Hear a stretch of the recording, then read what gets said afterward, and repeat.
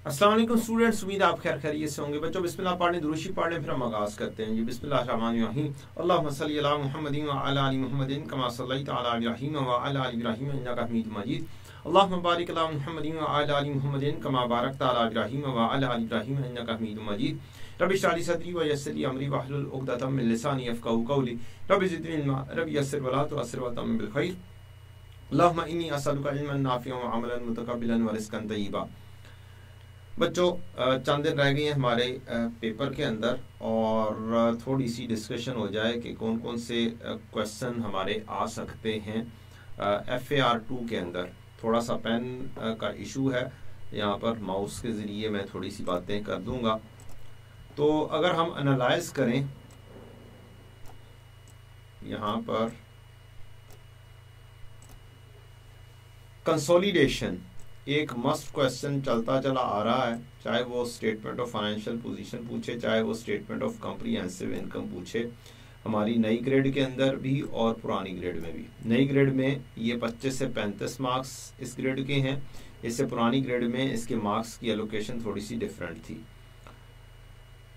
अगली चीज़ है 25 में से 15 मार्क्स 17 मार्क्स कंसोलिडेशन के पूछे गए, तो बाकी का क्वेश्चन वो कहाँ से पूछेगा? फाइनल काउंट के क्वेश्चन में से पूछेगा। यहाँ पर वो काफ़ी अरसे से एक क्वेश्चन उसने नहीं पूछा हुआ कि फाइनल काउंट को उसने कंबाइन नहीं किया या लॉन्ग क्वेश्चन नहीं पूछा उसने, जैसे प्रॉफिट एंड लॉस के डिस्क्लोजर इन डिटेल नहीं पूछे। तो ये वाला काम भी एग्जामिनर कर सकता है, लिहाजा इस चीज़ को छोड़िएगा ना। अगर नहीं की हुई तो कम से कम एक या दो क्वेश्चन जो हैं ये जस्ट आप रिव्यू कर लें ताकि काम गड़बड़ ना हो जाए। समाउ जो डिस्क्लोजर वाला एरिया है वो मस्ट करना है और इंशाल्लाह कोशिश करता हूँ आपके साथ मैं समरी भी शेयर कर दूँ। ये वाला एरिया ये लाजमी तौर पर डिस्क्लोजर्स आपने करने हैं। इसमें से ऑन एवरेज अगर हम देखें तो 27 मार्क्स 26-27 मार्क्स की एवरेज जा रही है इस एरिया में से, और दो क्वेश्चन यहाँ के फिर ये हो गए पक्के। कंसोलिडेशन भी पक्की हो गई और फाइनल काउंट के डिस्क्लोजर भी पक्के हो गए। दूसरे ग्रेड पर आते हैं। 25 से 35 मार्क्स का ये ग्रेड है, मिनिमम 25 मार्क्स पूछे जाने हैं और ऑन एवरेज ये मिड के ऊपर रह रहा है।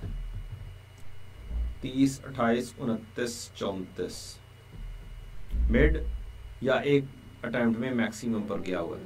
तो यहाँ पर अगर हम एनालाइज करें कि IFRS 16 उसने कभी भी नहीं छोड़ा, कभी भी खाली नहीं जाने दिया उसने। तो ये एक फिर मस्ट क्वेश्चन हो गया। लेसर का पूछे, लेसी का पूछे, कंबाइन पूछ ले, आपको मैन्युफैक्चरर डीलर का सवाल दे दे, कोई ना कोई सवाल उसने देना ही देना।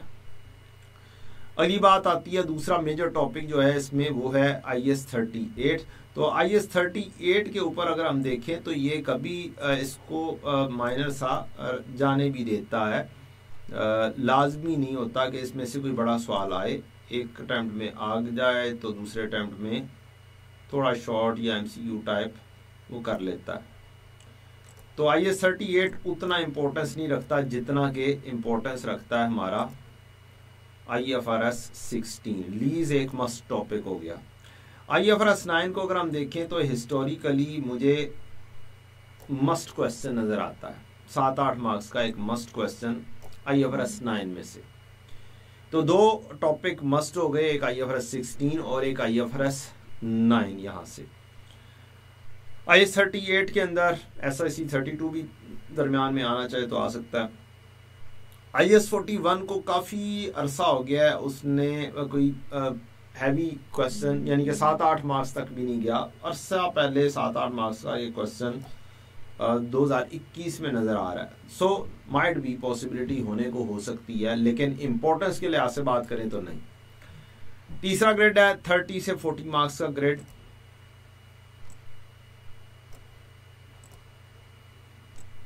यहाँ पर ये अपनी मैक्सिमम के ऊपर जाता है। 30 से 45, 35 से 45 ये होना चाहिए। जस्ट वेट अ मिनट, ये 35 से 45 हो गया हुआ है, पुराना लिखा गया हुआ है या टाइपिंग एरर हो गई है।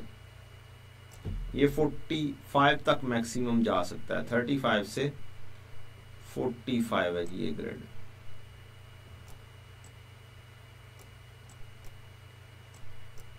तो कम से कम 35 उसने पूछने हैं। इससे पुराने जो ग्रेड था, ओल्ड ग्रेड था, तब 30 से 40 था शायद।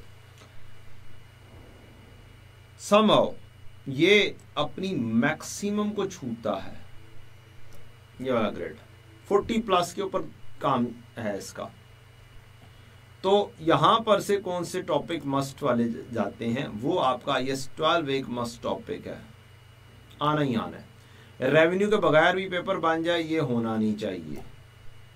तो ये 2 टॉपिक तो पक्के सवाल हो गए। इनमें से तकरीबन रफली 25 मार्क्स इन 2 टॉपिक्स में से, 20 से 25 मार्क्स इन 2 टॉपिक्स में से आनी आनी। यहां पर देख लें 25 मार्क्स, 30 मार्क्स, 25 मार्क्स। तो ये 2 टॉपिक्स के ऊपर 25 मार्क्स तो कहीं पे नहीं गए। ये 2 टॉपिक्स 25 मार्क्स के, यहां से इन 2 टॉपिक्स में से 25 मार्क्स, इन 2 टॉपिक्स में से कंसोलिडेशन और फाइनल अकाउंट में से 25 मार्क्स। तो ये हो गए टोटल 50 मार्क्स। तो सिर्फ 4 टॉपिक्स में से मस्ट आनी आने। फिर 10 से 1 मार्क्स कम से कम या 15 मार्क्स इन 2 टॉपिक्स में से। तो ये हो गए 70 मार्क्स या 65 से 70 मार्क्स की कहानी इन टॉपिक्स में से है। रह गई बात 1037 कभी आ रहा है कभी नहीं आ रहा। तो अगर मैं इसको एनालाइज करूं जरा इन डिटेल, तो ये आ रहा है 13 मार्क्स, 10 मार्क्स, यहां पर कोई खास नहीं है, यहां पर भी 10 मार्क्स। तो अगर मैं इसको कहूं कि अब ये टॉपिक जानदार हो चुका हुआ है, तो तकरीबन 10 से 1 मार्क्स का 1037 प्लस एफ्रिक में से टॉपिक बनता है, बन सकता है। बाकी ऑपरेटिंग सेगमेंट, एथिक्स और IS-21 ये उसके अंदर वैरायटी के अंदर MCQ फिट कर दिया या कोई और शॉर्ट क्वेश्चन फिट कर दिया। तो कहने की बात ये हुई, एक कंसोलिडेशन का सवाल, एक फाइनल काउंट का 25 मार्क्स, IS-12 15 25 मार्क्स, IFRS 16 और IFRS 9 तकरीबन 15 से 20 मार्क्स, और ऐसा IS-1037 एंड इफ्रिक इसमें से 8 से 10 मार्क्स। ये हो गए पक्के टॉपिक्स। इनके ऊपर कम से कम लाजमी तौर पर आपका क्या होना चाहिए, एम्फेसिस होना चाहिए। बाकी टॉपिक्स को जल्दी जल्दी गो थ्रू करें और इन टॉपिक्स के ऊपर ज़रा डिटेल्ड में काम करें, क्योंकि ये वो टॉपिक्स हैं जिसके अंदर से आपका तकरीबन रफली 70 से 80 मार्क्स का पेपर बनना ही बनना है। अब आती है रिवीजन स्ट्रेटेजी क्या होनी चाहिए अगले 2-3 दिनों में। तो अगली रिवीजन स्ट्रेटेजी आपकी यही होनी चाहिए, आप एक एक ग्रेड को पकड़ कर करें। मसलन कंसोलिडेशन पिक करें और फाइनल काउंट को इकट्ठा जोड़ कर करें, ताकि ये 25 मार्क्स हो जाएं सिक्योर। फिर आप IS-12 और IFRS 15 को इकट्ठा जोड़ के करें और 1037, ताकि ये मेजरली आपके तकरीबन 25 से 30 मार्क्स यहाँ पर भी कवर हो जाएं।